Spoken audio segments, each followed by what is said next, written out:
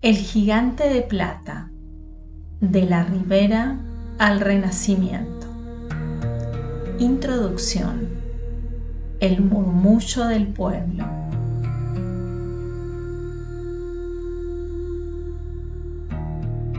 Si cerrás los ojos y te parás al borde de un río, en casi cualquier parte del hemisferio norte o en los inmensos valles irrigados de la Patagonia Argentina, lo vas a escuchar antes de verlo. No es el crujido profundo y estático del roble, ni el silencio solemne del pino. Es un sonido líquido, una vibración constante, casi metálica. Es como si miles de monedas de plata chocaran suavemente entre sí en un aplauso infinito. Es el sonido del álamo. En el vasto teatro del bosque, el álamo no interpreta el papel del rey eterno. Su papel es más urgente, más dinámico. Es el viajero, el colono, el gigante sediento que vive rápido y crece, buscando el cielo con desesperación. Su nombre científico, Populus, nos revela su destino, el árbol del pueblo. No es un árbol solitario, crece en comunidad, bordea nuestros caminos, protege nuestros cultivos y ha caminado junto a la humanidad desde que decidimos asentarnos cerca del agua. Pero detrás de esta presencia cotidiana se esconde una máquina biológica de una complejidad fascinante y una utilidad que la mayoría ignora. Hoy, en la Siloteca del Universo, no vamos a conformarnos con una ficha técnica. Vamos a diseccionar la biografía completa de este ser vivo. Viajaremos desde los mitos de la antigua Grecia hasta los laboratorios genéticos del Inca, en la Patagonia. Entenderemos por qué Leonardo da Vinci confió en esta madera blanda para inmortalizar la sonrisa más famosa del mundo. Analizaremos cómo se poda un fuste para que sea perfecto y cómo este árbol es capaz de secuestrar 670 kilos de carbono para que nosotros podamos respirar. Ponete cómodo. Esta es la historia definitiva del Populus. Capítulo 1. La máquina hidráulica y la madera de aire. Para entender la madera del álamo, primero debemos entender su sed. El álamo es, ante todo, un ser de agua. Pertenece a la noble familia de las salicáceas, prima hermana de los sauces, y comparte con ellos una vocación irrenunciable, la ribera. Pero el álamo no se conforma con estar cerca del agua, la usa para conquistar. Es lo que en botánica llamamos una especie pionera. Su estrategia no es esperar pacientemente bajo la sombra de árboles más viejos. Su misión es colonizar los suelos aluviales antes que nadie. ¿Y qué son estos suelos? Son esas tierras nuevas, barrosas, cargadas de arena y nutrientes, que los ríos depositan en las orillas cuando bajan las inundaciones. El álamo es un oportunista del río. Allí, donde el agua se retira dejando tierra fresca, él clava sus raíces. Y cuando esas raíces conectan con la humedad, ocurre una explosión biológica. Estamos ante el Fórmula 1 del bosque templado. En condiciones ideales, como en los valles irrigados, un clon híbrido no crece, se dispara. Puede aumentar su altura entre 2 y 3 metros por año.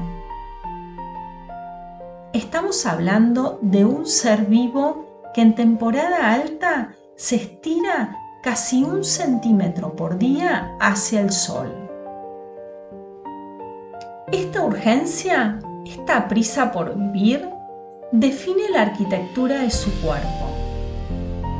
Imaginen la construcción de un muro, un árbol de madera dura como el quebracho o el roble. Trabaja lento, depositando lignina, con paciencia. La lignina es el cemento natural que une las células y les da rigidez pétrea. Pero el álamo no tiene tiempo para eso. Sacrifica ese cemento a cambio de velocidad, construyendo paredes celulares más finas y ligeras. Esto genera una estructura interna fascinante llamada porosidad difusa.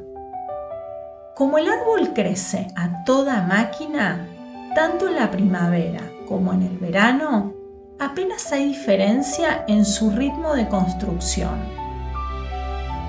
Por eso, al cortar un tronco, no vemos esos anillos de crecimiento marcados dramáticamente con líneas oscuras y claras. Lo que vemos es una espuma homogénea de celulosa y aire.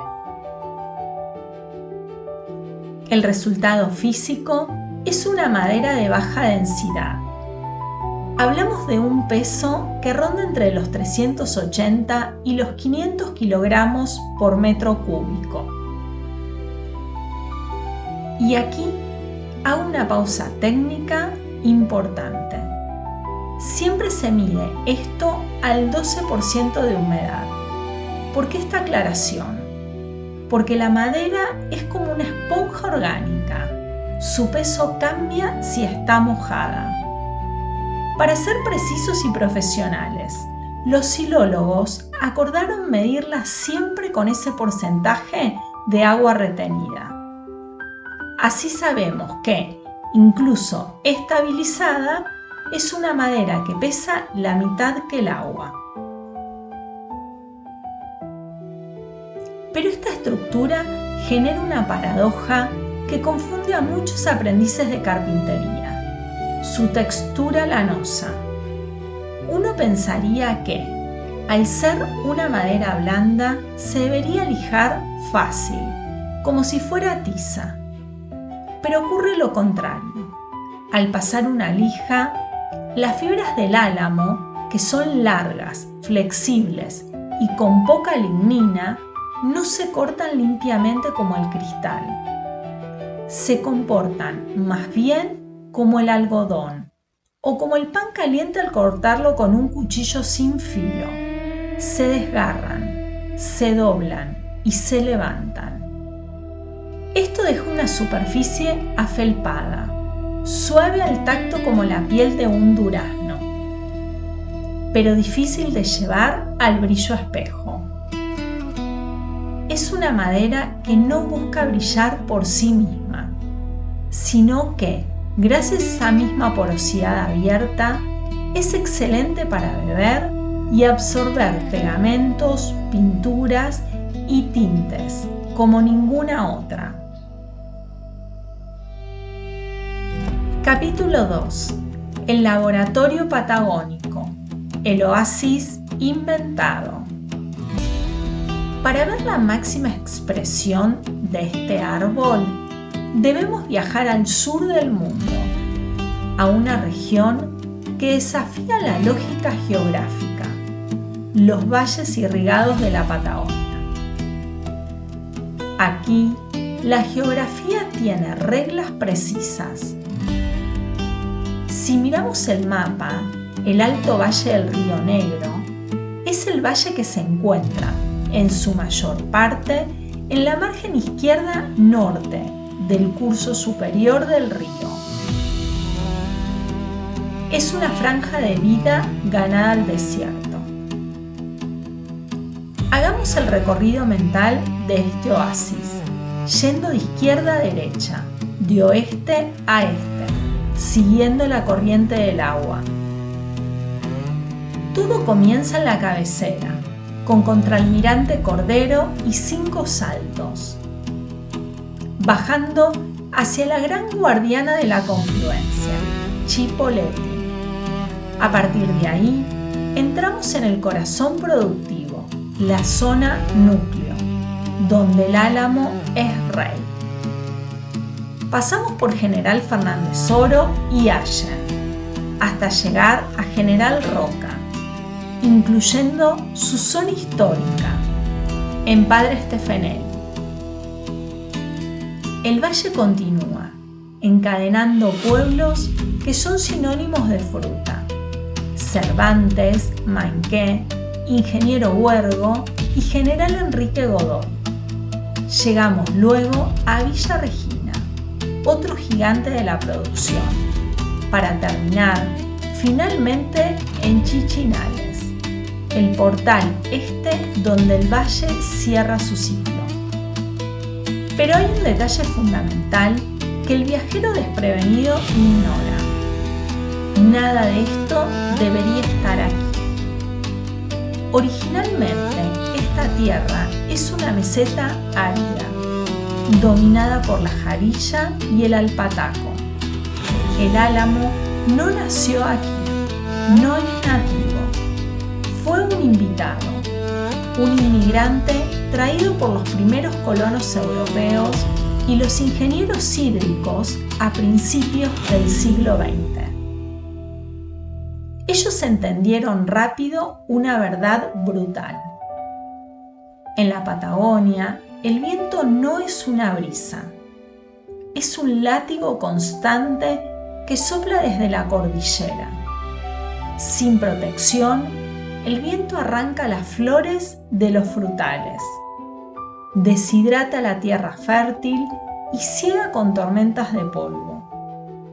Por eso, el hombre plantó al álamo antes de plantar la comida, y lo hizo diseñando el paisaje con 2 arquitecturas muy diferentes: las cortinas y los macizos. Primero, hablemos de las cortinas rompevientos. Son la estructura que define la identidad visual del Alto Valle. Imaginen una muralla verde, de 20 o 30 metros de altura. Se plantan en filas apretadas, rodeando cada cuadro de la chacra, encerrando a los manzanos y perales, como si fueran tesoros en una caja fuerte. Aquí, el álamo trabaja de su escudo. Su función física es frenar la velocidad del viento, obligándolo a subir y pasar por encima. Dentro del cuadro protegido se crea un microclima, hace menos frío, se conserva la humedad del riego y las frutas no se golpean entre sí. Sin estas paredes vivas, la producción en ciudades como Chipoleti o Roca sería inviable. La segunda forma es el macizo forestal. Aquí el objetivo cambia radicalmente. Ya no buscamos protección, sino volumen de madera. Imaginen un campo de maíz, pero donde cada tallo es un tronco gigante. Se plantan hectáreas enteras de álamos en bloques compactos. En el macizo, el árbol compite con sus vecinos por la luz del sol, lo que lo obliga a crecer perfectamente recto, sin desviarse. De estos bosques artificiales es de donde sale la madera industrial de mayor calidad. Esos troncos perfectos que luego veremos convertidos en las tablas que sostienen la economía regional. Capítulo 3. El mapa de la familia y el mundo de los clones. Para entender al álamo, primero hay que mirar el mapa del mundo y retroceder el reloj geológico. Todo comenzó en el Eoceno, hace unos 55 millones de años, en las montañas del suroeste de China y el Himalaya. Nació el ancestro de todos los álamos. Desde esa cuna asiática conquistaron el mundo. Hoy la ciencia reconoce unas 35 especies puras, divididas en 5 grandes tribus, todas originarias del hemisferio norte. Aquí, en Argentina y en todo el hemisferio sur, el álamo no nació, fue un invitado. No tenemos especies nativas. Todos nuestros álamos son inmigrantes que trajeron estas genéticas del norte. La tribu de los blancos, sección Populus. Son los nativos de Europa y Asia Central. A Argentina llegó el famoso álamo plateado, Populus alba. Es ese que vemos en parques viejos o asilvestrado en la costa, inconfundible por su corteza blanca como tiza y sus hojas que al moverse con el viento parecen nevadas del revés. La tribu de los negros, sección Aigeiros Europa. Son los nativos del Viejo Mundo.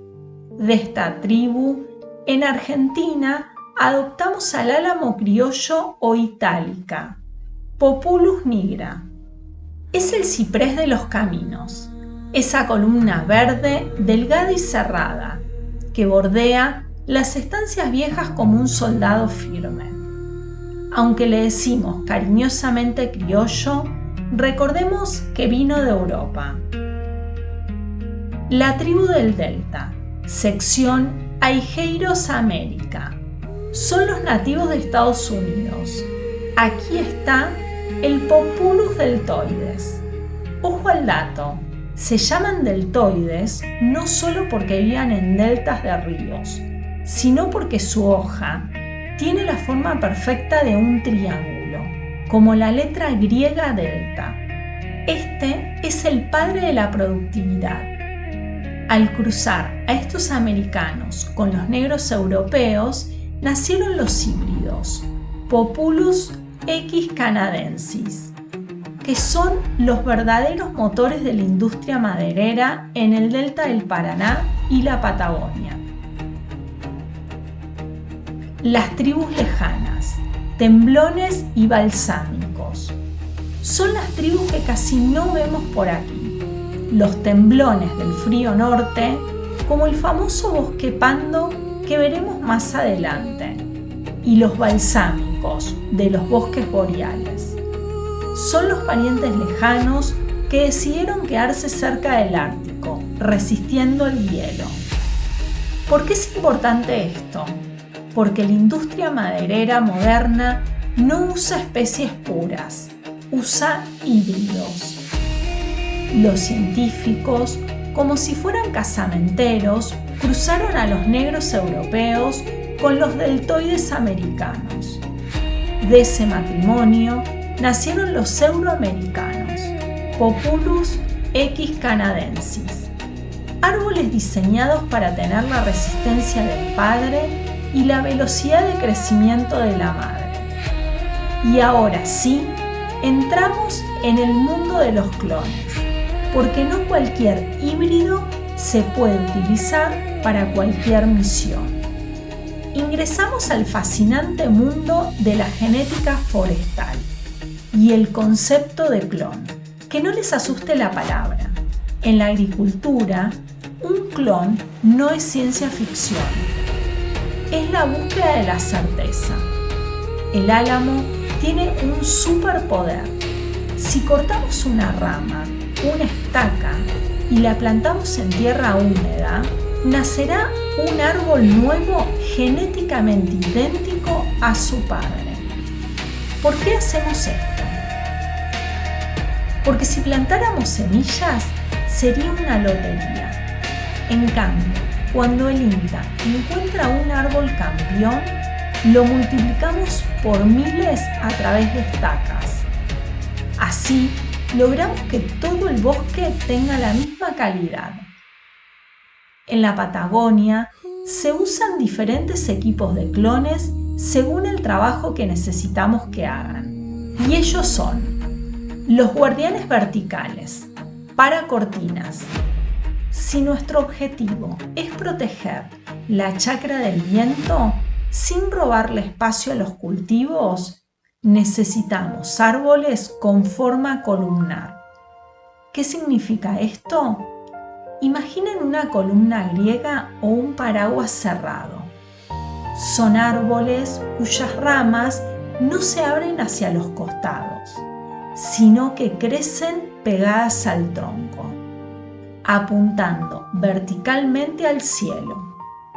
Aquí reinan los tres clásicos: el álamo criollo, Populus nigra italica, que es el ciprés de los caminos que parece un signo de exclamación verde; el álamo chileno, Populus nigra chile; y el blanc de Garone, Populus nigra Jean Porter. Estos clones son perfectos porque crean una pared alta y densa, pero al ser tan flacos, permiten plantar manzanos o perales justo a su lado sin hacerle sombra. Los gigantes de madera, los híbridos. Si el objetivo es hacer madera industrial, usamos los híbridos euroamericanos, Populus X canadensis. ¿Qué significa esto? Que son hijos de un cruce entre el álamo de América del Norte, deltoides, y el álamo negro de Europa, nigra. Se mezclan para lograr un árbol que crece más rápido y fuerte que sus padres. Pero atención al origen, porque hay dos historias aquí. Por un lado tenemos los inmigrantes. Son los clones más famosos del valle, como el I214, el Guardi o el Conti 12. Son híbridos que ya vinieron hechos de Europa, principalmente de Italia. Llegaron en barco, se probaron acá y funcionaron de maravilla en zonas secas. Y por otro lado tenemos los nacionales, los Made in INTA. Como en zonas húmedas esos italianos se enfermaban, el INTA decidió preparar sus propios híbridos, usando las mismas especies padres de afuera. Los científicos argentinos hicieron los cruces acá, en nuestra tierra. Así nació, por ejemplo, el Ragonese 22 INTA. Es un híbrido igual que los otros, pero nacido y criado en Argentina, para resistir lo que los europeos no aguantaban. Los guerreros de la resistencia, la batalla contra la humedad. Pero la naturaleza siempre contraataca. La biología dicta sus reglas y lo que funciona en el desierto seco a veces fracasa donde hay agua. En las zonas con mayores precipitaciones y humedad, como el valle inferior del Río Negro, Viedma o General Conesa, existe un enemigo letal: la cancrosis, Septoria musiva. Es un hongo agresivo que ataca el tronco, generando úlceras profundas que inutilizan la madera y pueden quebrar el árbol. Los clones tradicionales italianos, como el I214, caían rendidos ante esta plaga. Por eso, la ciencia tuvo que que buscar guerreros resistentes y lo hizo en 2 frentes. Los importados puros, primero se trajeron clones de Populus deltoides puro de Estados Unidos, como el Harvard y el Stoneville 72, que ya tenían resistencia natural. El orgullo local del INTA. Pero el INTA fue más allá y desarrolló sus propios campeones nacionales. Aquí surgen 2 tipos de héroes. Por un lado, crearon híbridos nacionales, como el Ragonese 22 Cinta, una mezcla hecha en casa para resistir. Y por otro, los puros mejorados. El INTA seleccionó a los mejores individuos de la raza americana pura y los adoptó a nuestro suelo.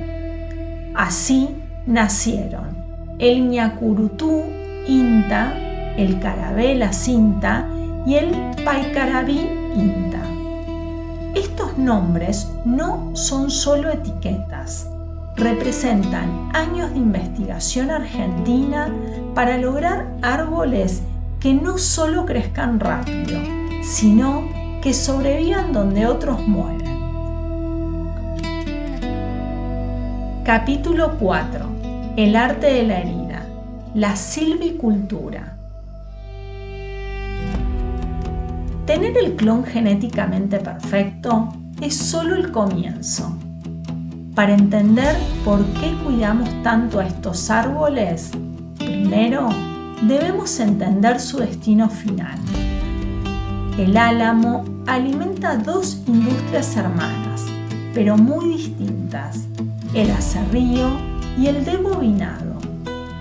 El aserrío es lo que todos imaginamos. El tronco entra a la máquina y se corta a lo largo para obtener vigas, tablas y tirantes. Es la madera que formará la estructura de un techo o los laterales de un cajón de frutas. Pero la magia del árbol brilla en el debobinado. Imaginen un sacapuntas industrial gigante. El tronco se coloca horizontalmente y se hace girar a gran velocidad contra una cuchilla fija. La cuchilla pela el tronco capa por capa, como si fuera una fruta, obteniendo una lámina continua e infinita de madera, fina como un cartón. Con estas láminas se fabrican los tableros contrachapados o terciados, que usamos en muebles y construcción. Para estas industrias, especialmente para el debobinado, el nudo es el enemigo mortal. Un nudo es una interrupción dura en la fibra. Si la cuchilla choca con él, la lámina se rompe o queda agujereada. Por eso, la madera de calidad no nace por accidente, se esculpe. Y aquí comienza el ritual de la silvicultura. Llamamos ritual a la silvicultura porque no es simplemente plantar y esperar. Es una disciplina de intervención humana constante durante los 12 a 15 años que dura el ciclo de vida del árbol. El silvicultor debe guiar a la naturaleza para que haga lo que la industria necesita. Este ritual se basa en intervenciones quirúrgicas llamadas podas y existen 2 tipos fundamentales. La poda de formación, la arquitectura, que ocurre durante la infancia del árbol, en los primeros 3 años. Aquí, el operario camina entre las filas con tijera en mano. Su objetivo es corregir la postura, eliminar los tallos secundarios que intentan competir con el líder y las bifurcaciones. La obsesión es una sola: lograr un único fuste, un eje rector recto, que apunte al cielo sin desviaciones. Y la poda de limpieza de fuste, la calidad. Una vez que el árbol tiene su estructura, buscamos limpiar la madera. Esta poda se realiza en etapas llamadas levantes, subiendo cada año un poco más. Los operarios utilizan pértigas con serruchos o motosierras de altura para eliminar todas las ramas laterales desde el suelo hacia arriba. El objetivo final es lograr un cilindro de madera perfecto, libre de ramas y nudos, de unos 6 a 8 metros de altura. Esa será la troza basal, la parte más valiosa del árbol que irá al deboinado. Pero hay reglas sagradas en este ritual. Primero, el equilibrio. Nunca se debe podar más del 50% de la altura total del árbol. Si le quitamos demasiadas ramas, le quitamos sus hojas, su fábrica de comida, y el árbol deja de engordar. Segundo, el momento. El gran debate actual es ¿cuándo se poda? La tradición decía en invierno, con el árbol dormido. Pero investigaciones recientes del INTA en el Delta y la Patagonia revelaron que podar en primavera o verano con el árbol activo tiene una ventaja sanitaria. La herida cicatriza mucho más rápido, cerrándole la puerta a los hongos. Y tercero, el mandamiento final: no dejarás taco. El taco es ese pedacito de rama que sobresale si el corte no se hace al ras. Si dejamos un taco, la corteza no puede cubrir la herida. El taco se pudre y se convierte en un túnel para que entren las plagas. El corte debe ser neto y limpio. Solo así, el álamo encapsula su pasado y nos regala esa madera perfecta y blanca que la industria exige. Capítulo 5. La simbiosis. Sistemas silvopastoriles. El álamo nos ofrece una lección final de convivencia. Durante mucho tiempo existió un viejo prejuicio. Se pensaba que la tierra era para cultivar, o para criar ganado, o para plantar árboles, que había que elegir uno solo. Hoy, gracias a la tecnología desarrollada en la Patagonia, sabemos que pueden ser las tres cosas a la vez. Bienvenidos a los sistemas silvopastoriles. El concepto es brillante: dejar de ver al campo como una superficie plana y empezar a verlo como un edificio de 2 pisos. En el techo, las alturas, tenemos la producción de madera. Los álamos capturan el sol y crecen hacia arriba. En el suelo, la base, tenemos la producción de comida. Al plantar los árboles separados, entra luz y crecen pasturas de calidad como alfalfa y trébol. Y entre ambos tenemos al ganado, que se alimenta de alfalfa y trébol. Para que esto funcione, la clave técnica es la densidad. El productor debe tomar una decisión estratégica con la luz. El modo forestal, dando prioridad a la madera. Si queremos mucha madera rápido, plantamos apretado, entre 400 y 650 árboles por hectárea. Acá se forma un techo cerrado. Los árboles compiten, crecen finos y rectos, pero abajo hay mucha sombra, poco pasto. Es un bosque muy cerrado. El modelo silvopastoril, donde se prioriza carne y madera, es la revolución. Bajamos la densidad a 200 o 350 árboles de álamo por hectárea. Al separar las filas, abrimos ventanas de luz en el techo.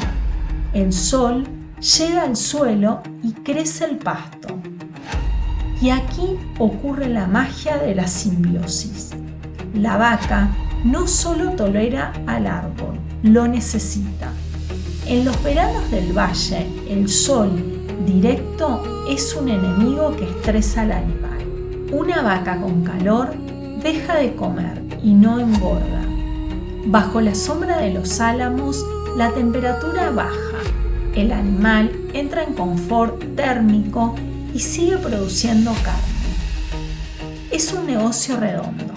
El árbol cuida a la vaca poda el pasto, reduciendo riesgo de incendio, y el productor cobra 2 veces.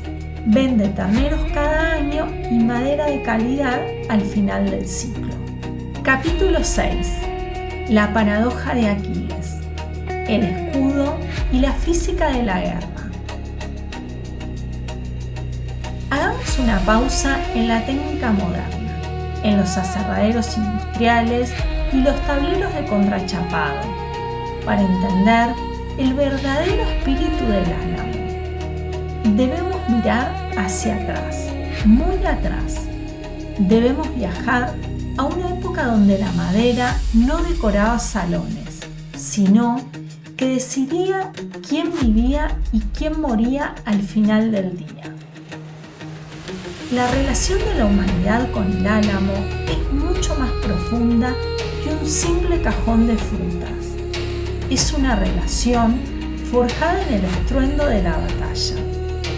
En la Ilíada de Homero, entre el entrechocar de los bronces y los gritos de los héroes, la silología juega un papel silencioso pero vital.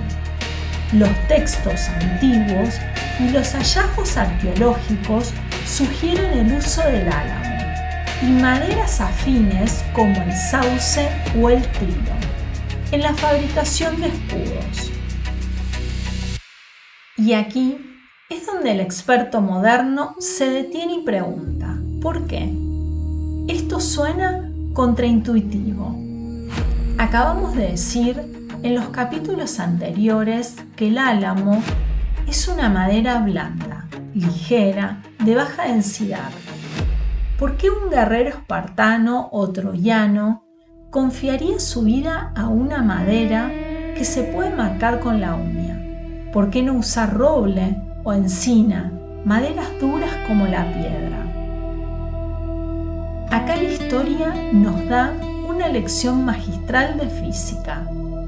Debemos diferenciar dos conceptos que a menudo confundimos: dureza y resiliencia. Imaginemos un escudo hecho de una madera extremadamente dura y rígida, como el ébano o un roble muy denso. Es formidable, sí, pero ante un impacto violento y seco, como el golpe descendente de un hacha de guerra, la rigidez es su enemigo. La madera dura no cede, y como no cede, la energía del golpe debe ir a algún lado. El resultado suele ser catastrófico. El escudo estalla, se raja de arriba a abajo, o peor aún, se astilla violentamente, enviando metralla de madera a los ojos y al rostro del propio defensor. El álamo juega otro juego. Gracias a esa estructura fibrosa, lanosa y tenaz de la que hablamos, el álamo no intenta detener el golpe en seco, lo gestiona. Ante el impacto de una lanza o una espada, la madera de álamo se deprime, cede localmente, se abolla, atrapando la energía del golpe y abrazando la punta del arma enemiga sin colapsar estructuralmente. Era, en términos modernos, el Kevlar de la Edad de Bronce. Esa blandura que hoy criticamos en una mesa de comedor porque se raya fácil, fue la tecnología de absorción de impactos que salvaba vidas en las playas de Troya. Pero había un segundo factor, igual de crítico, que a menudo olvidamos en los libros de historia: el peso. La guerra antigua no era un duelo de 5 minutos. Eran jornadas extenuantes de sol a sol. Aquí entra la brillantez táctica de elegir el álamo. Al ser una madera de baja densidad, es extremadamente liviana. Un escudo de roble macizo podría pesar el doble o el triple. Tras una hora de combate, el brazo del guerrero estaría entumecido. Lento, incapaz de levantarse a tiempo para bloquear el siguiente golpe. La fatiga mata tanto como la espada. El escudo de álamo, ligero y maniobrable, permitía al soldado mantener la agilidad. Le permitía mover el brazo rápido para interceptar una flecha o desviar una estocada durante horas.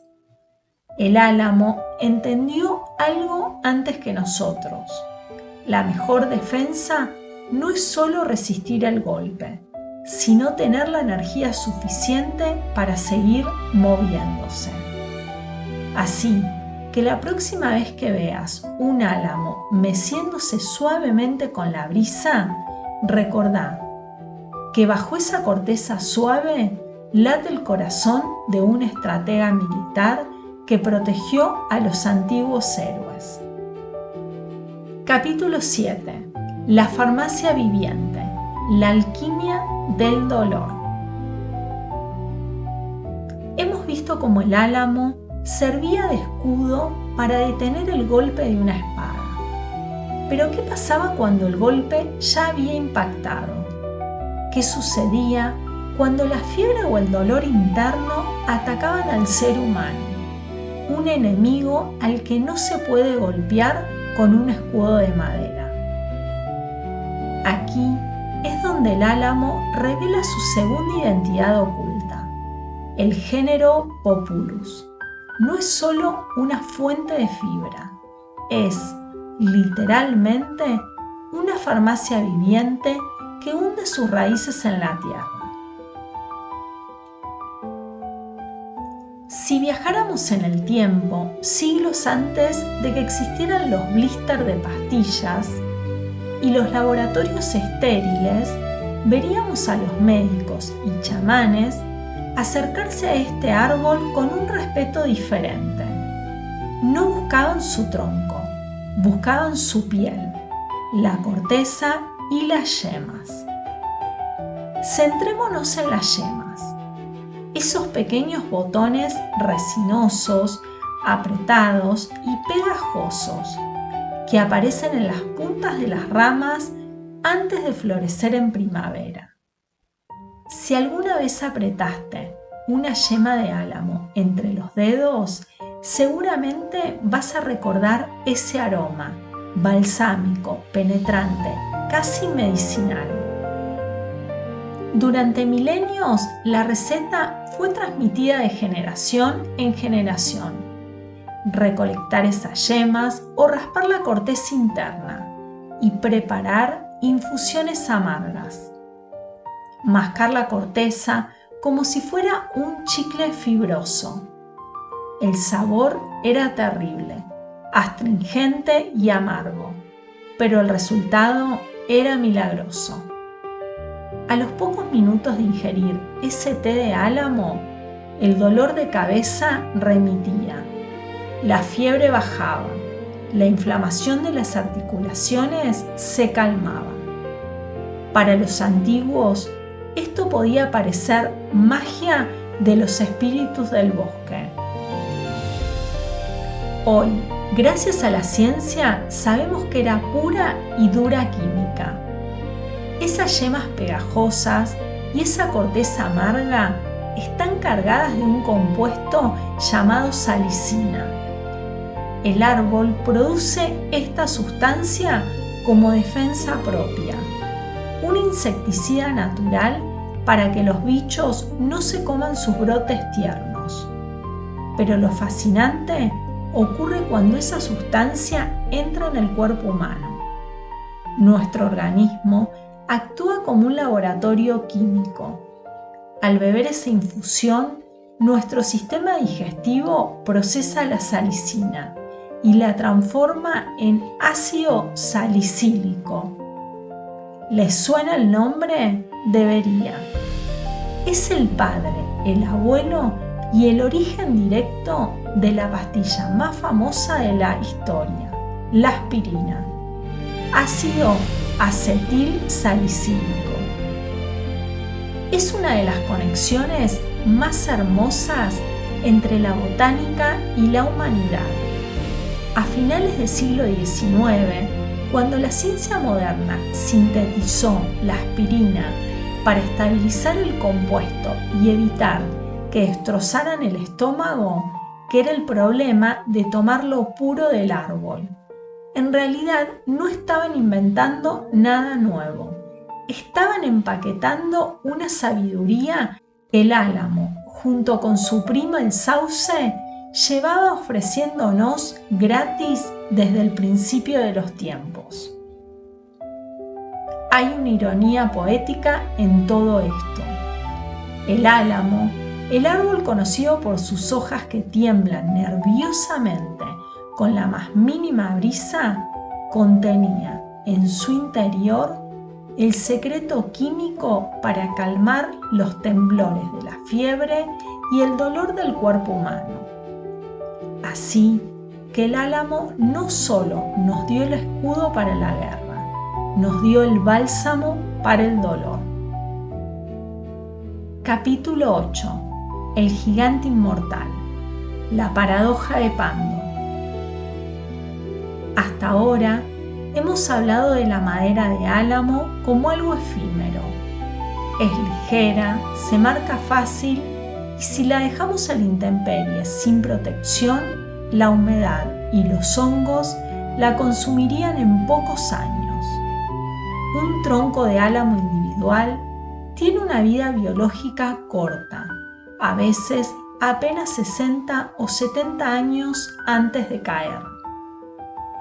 Parece una madera débil, pero la naturaleza tiene un sentido del humor fascinante, porque es precisamente este árbol de madera blanda y perecedera el que ostenta el título del ser vivo más grande y antiguo sobre la faz de la Tierra. Para entenderlo, debemos viajar al Bosque Nacional Fish Lake, en Utah, Estados Unidos. Allí existe un bosque de álamos temblones, Populus tremuloides, que cubre más de 40 hectáreas. A simple vista, parecen 47.000 árboles distintos. Sus hojas doradas vibran al unísono con el viento de otoño. Pero los científicos descubrieron algo increíble y hermoso. No son 47.000 árboles, es uno solo. Lo llaman Pando. El nombre viene del latín y significa yo me extiendo. Y es el nombre perfecto para una estrategia de supervivencia genial. A diferencia de otros árboles que dependen de soltar semillas al viento y esperar tener suerte, el álamo temblón domina el arte de la clonación a través de sus raíces. Debajo del suelo, invisible a nuestros ojos, existe un sistema de raíces gigantesco, una red masiva que conecta todos esos 47.000 troncos. Cada árbol que vemos en la superficie no es un individuo, es solo un tallo, un dedo de una mano inmensa que vive bajo tierra. Si un incendio arrasa el bosque o si un leñador corta todos los troncos, a Pando no le importa. Su corazón está blindado bajo el suelo. Simplemente espera que pase el peligro y vuelve a disparar nuevos brotes, nuevos troncos genéticamente idénticos a los anteriores. Las cifras de este organismo desafían la imaginación. Se estima que Pando pesa colectivamente unas 6.000 toneladas. Es el organismo vivo más pesado del mundo, superando a cualquier ballena azul, a cualquier secuoya gigante, a cualquier hongo. Pero lo más impactante es su edad. Mientras que un roble milenario nos parece viejo, el sistema de raíces de Pando lleva vivo, según estimaciones conservadoras, unos 14.000 años, pero algunos estudios sugieren que podría tener 80.000 años o más. Detenete un segundo a pensar en esto. Cuando Pando nació, los humanos aún no habíamos inventado la agricultura. Vivíamos en cuevas. Este álamo ya estaba ahí cuando los mamuts caminaban por Norteamérica. Sobrevivió a la última edad de hielo. Vio nacer y caer imperios. Vio llegar a los colonos. Vio nacer la era industrial. Es la paradoja final de la silología. El álamo, el árbol de la madera suave que usamos para hacer fósforos que se queman en un segundo, ha logrado lo que ninguna madera dura consiguió: la inmortalidad. No sobrevivió endureciéndose como una piedra, sobrevivió siendo una red, sobrevivió entendiendo que el individuo no importa, lo que importa es la conexión. Pando nos enseña que la verdadera fortaleza de la madera no siempre está en la dureza de su fibra, sino en la profundidad de sus raíces. Capítulo 9. El sonido y la huella. De Holanda a Woodstock. Pero la historia de Pando es solo una faceta de su éxito. Esa increíble capacidad de adaptación llevó al álamo a conquistar todo el hemisferio norte. Y en cada lugar donde echó raíces, la humanidad le encontró un uso insustituible. Viajemos un momento a los Países Bajos. Allí, los granjeros entendieron hace siglos que esta madera tenía una propiedad térmica única. Por eso, los famosos suecos holandeses se tallan tradicionalmente en madera de álamo. No es solo porque sea fácil de tallar, es porque es extraordinariamente ligera para caminar. Y lo más importante, mantiene el pie caliente y aislado incluso sobre la nieve helada o el barro frío de los poldas. Y si saltamos de los suecos de madera a la modernidad eléctrica, descubrimos que el rock and roll también tiene una deuda impagable con este árbol.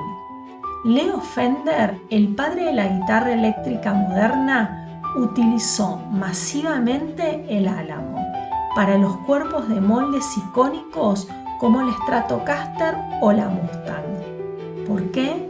Porque Fender era un pragmático genial.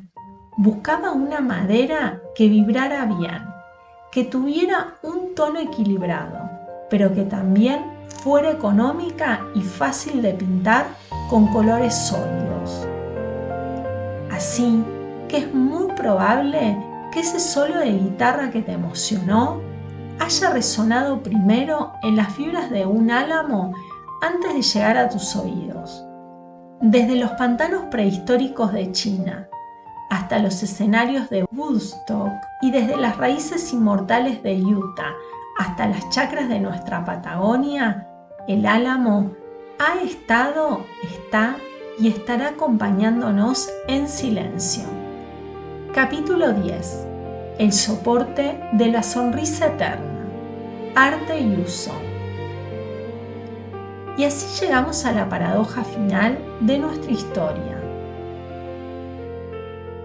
Hemos hablado de postes, de cajones de fruta, de cortinas en el campo, de escudos para la guerra y de la aspirina para el dolor. Pero la pieza de madera de álamo más valiosa del mundo no está en un aserradero patagónico. Está en París, blindada detrás de un cristal antibalas.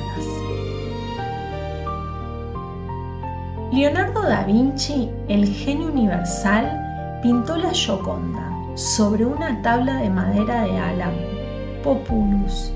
Pero atención, no pintó directamente sobre la madera cruda.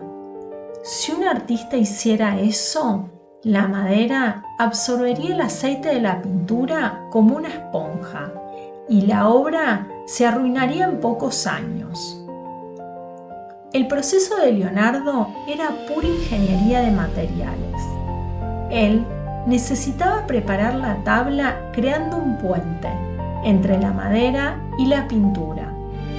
Cubría la tabla de álamo con varias capas sucesivas de una pasta blanca y espesa llamada yeso. Una mezcla de yeso y cola de conejo, que luego lijaba meticulosamente hasta dejarla lisa y brillante como el mármol. Recién, sobre esa superficie blanca, aplicaba sus óleos. Y aquí es donde el álamo brillaba con luz propia. ¿Recuerdan esa textura lanosa y esos pelitos o fibras levantadas que dijimos que eran una pesadilla para el lijado moderno? Para los maestros del Renacimiento eran una bendición.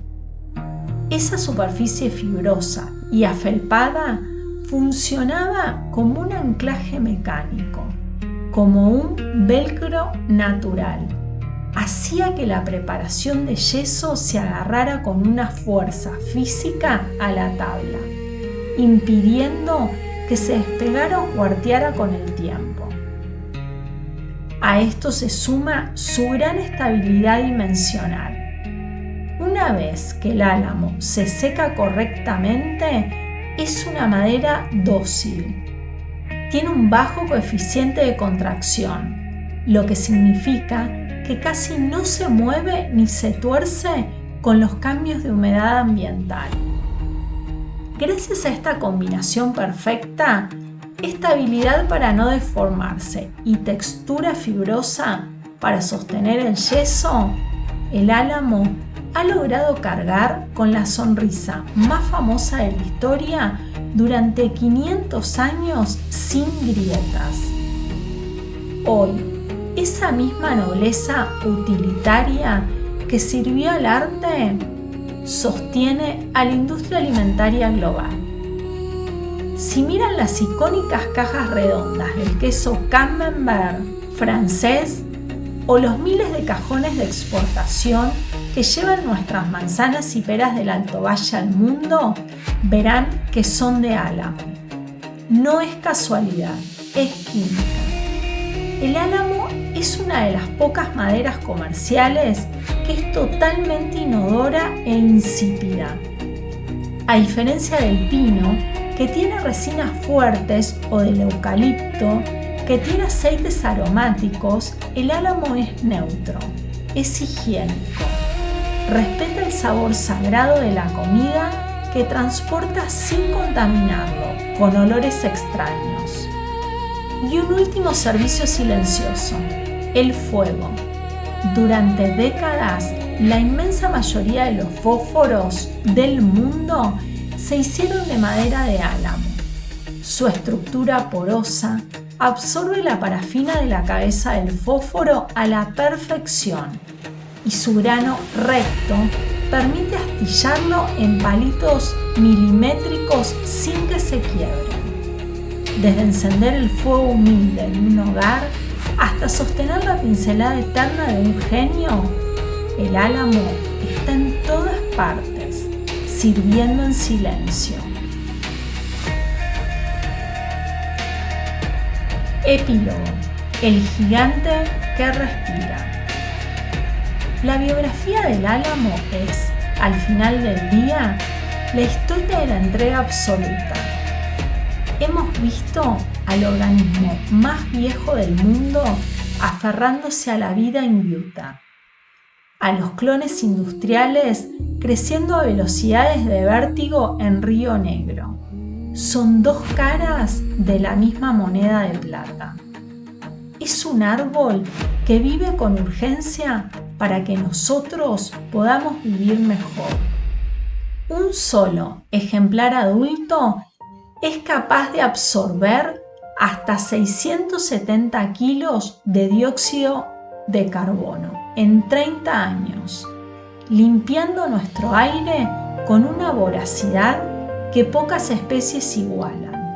Es el pulmón hiperactivo de nuestros valles. Es el árbol que acepta todo. Acepta la poda quirúrgica del hombre. Acepta compartir su suelo con el ganado. Acepta convertirse en la cuna de un queso, en el cuerpo de una guitarra o en el soporte silencioso de la sonrisa más enigmática de la historia. No tiene la dureza de piedra del quebracho ni la altura mítica de la secuoya. Pero el populus nos deja una enseñanza final. La verdadera supervivencia no está en la rigidez, sino en la adaptación. Está ahí, vibrando en cada margen de río, recordándonos que a veces, para ser fuerte, solo hace falta saber doblarse con el viento y crecer hacia la luz. Soy María Belén y esto fue La Siloteca del Universo.